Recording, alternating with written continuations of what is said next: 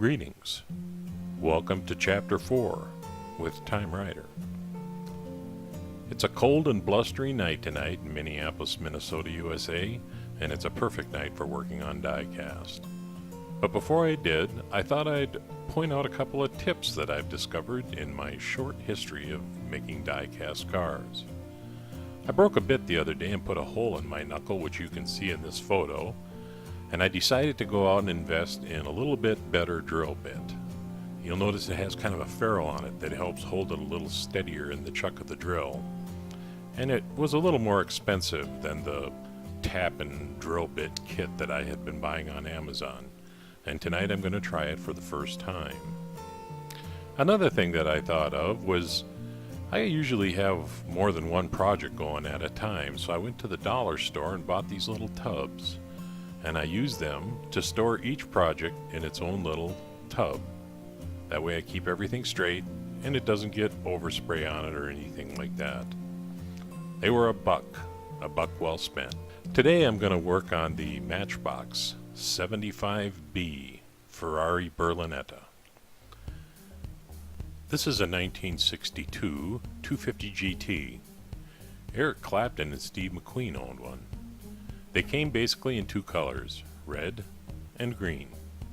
I have two that I purchased with a lot. One was a little better than the other, but I love the wheels with their spokes that you can actually see through. So I had to make a decision, because I'm going to do a custom job. Which one do I use?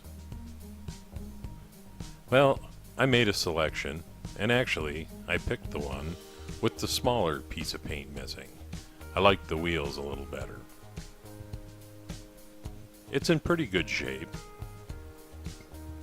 Almost doesn't qualify for this.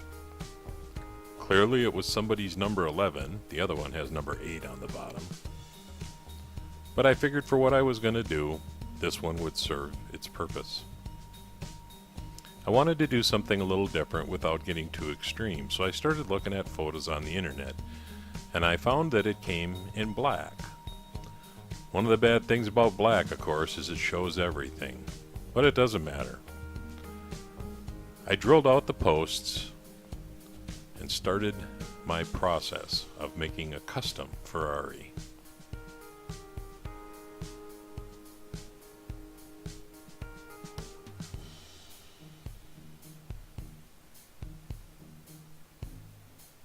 Once I had it drilled out, popped it with a screwdriver and boom, she came apart.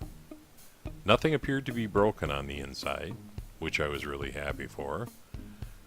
So I set everything aside and went about to get the interior out.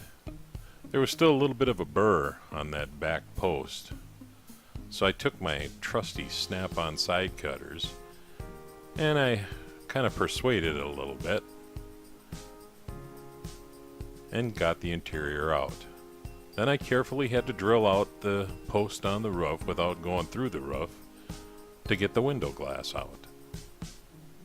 And once I did, I put my bits and pieces into my new little tub and set it aside so that I could work on the body.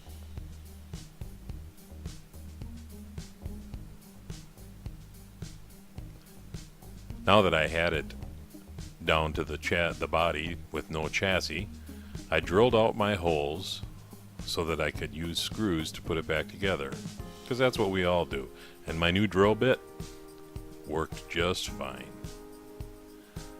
I did have to tap the holes a little bit here, even though I was using the stainless steel screws.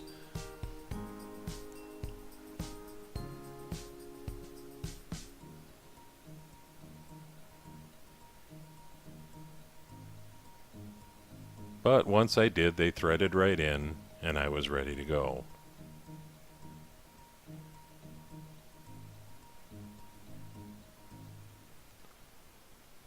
So I shot it down with aircraft stripper, and when the paint began to peel, put it in my bath with my toothbrush and scrubbed away the green. Tamiya light gray primer was the color I decided to use.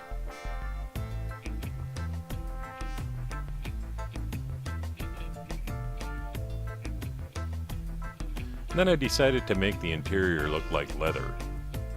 I noticed in the photographs that back deck is typically black, and here I am using chrome, not silver, but chrome on my spoked wheels. I found it's easier and I have more control if I put it onto the top of the cup like that and then paint it on with a brush. This chrome pen was something I saw on another site, and it is actually chrome. So here we go with my airbrush laying on the first coat of black. As usual, I did three small light coats before I did a clear coat. I sprayed on the inside because I figured you might be able to see those posts through the windows, so I wanted it to look good.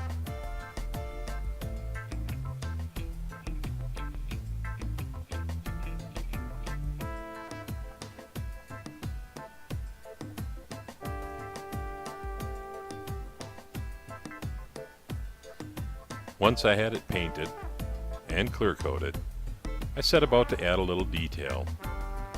Painted the headlights, the fog lights. I noted on the website that they were all silver. There weren't any yellow lights on the front of the car.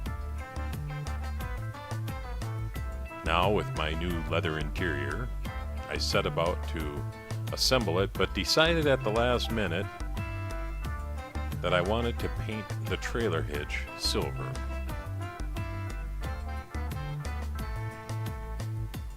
I thought that ugly white would look silly coming out of the back of the car. So I put everything back together using the button screws. And here's the final reveal. The Ferrari 250 GT in gloss black.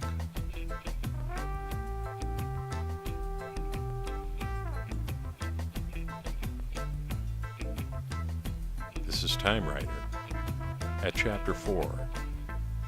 Thanks for watching, and be sure to share, and please subscribe.